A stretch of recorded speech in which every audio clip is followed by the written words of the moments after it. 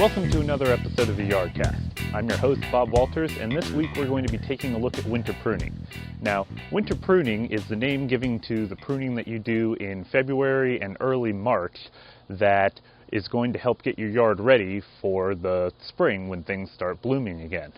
Now, this is going to be the most subjective pruning that you do all year because some stuff is going to need it, some stuff isn't. You're really doing it very lightly just to try to give things a good general shape for when they start blooming again this spring. Now, some of the things you're going to want to prune during this time of the year are your crepe myrtles, knockout rose bushes, and liriope. You can see how to do these in some of our other videos listed in the show notes. Now, for the purposes of winter pruning, there are two main types of plants. Plants that flower on new growth and plants that flower on old growth. Plants that flower on new growth are going to be things like hollies, cleyera, ligustrum, plants that once they start growing in the spring, new blooms come out. And these are the plants that you can go ahead and prune and shape as you see fit. The plants that you're not going to want to touch right now are plants that bloom on old growth, the stuff that's been growing over the summer and in the fall and already has the little buds on it that will bloom in the spring. These are plants like azaleas, forsythia, rhododendron. If you go out and look right now, the little buds are already on the plants, and if you were to prune them now and cut those off, you've cut off the flowers and there will be no flowers in the spring. The best time to prune these is actually right after the flowers have bloomed on them. But for now, we'll leave them alone.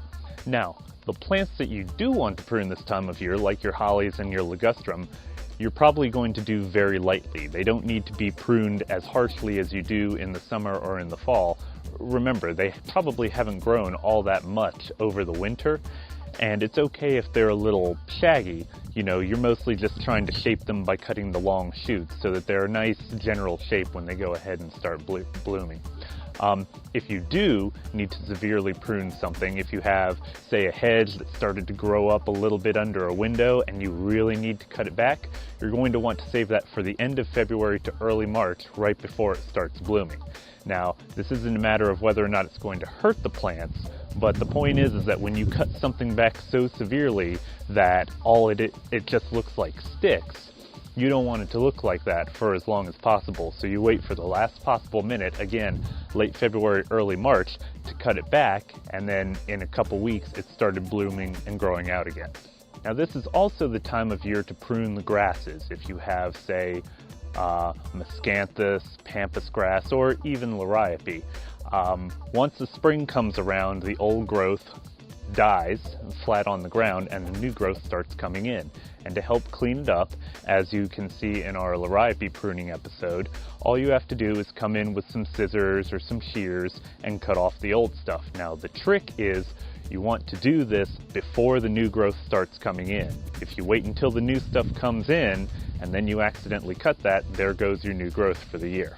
So go ahead and do this, sometime early to mid-February to go ahead and get it out of the way, and soon the new growth will come in and it'll look beautiful all over again. Finally, now is also a good time to limb up trees if you have to. You want to go ahead and do this before the tree starts blooming in the spring, because right when the tree comes out of dormancy is when it really kicks into gear and it starts sending a lot of sap up into the tree to help promote the new growth for the spring. And if you wait until after the tree started growing and then you cut it, it's going to bleed more so than usual. So go ahead and do that now while the tree is still dormant, so that the wound has time to heal before new growth starts in the spring. But that's pretty much it for winter pruning. It's pretty easy. It'll take a little trial and error the first time you do it. Like I said, a lot of this is subjective, but on the plus side, this is probably the easiest one to do, and your mistakes will be covered up pretty quickly because the new growth will be coming out in about a week or two. If you have any questions or comments, feel free to email us at yardcast@gmail.com. Follow us on Twitter at @yardcast1. And that's it for now. Good luck in your yard, and we'll see you next week.